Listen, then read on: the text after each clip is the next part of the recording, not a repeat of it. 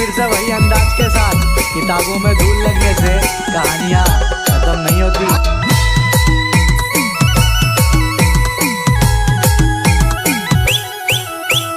सहयोग करता राम सिंह टीम गाम बुप्पा एंड सिंगर बोले तो सुरेश बारिया गाम बुप्पा वाले Omkareshwar recording studio Kawat. Music और मिक्सिंग अश्विन भाई भारतीय।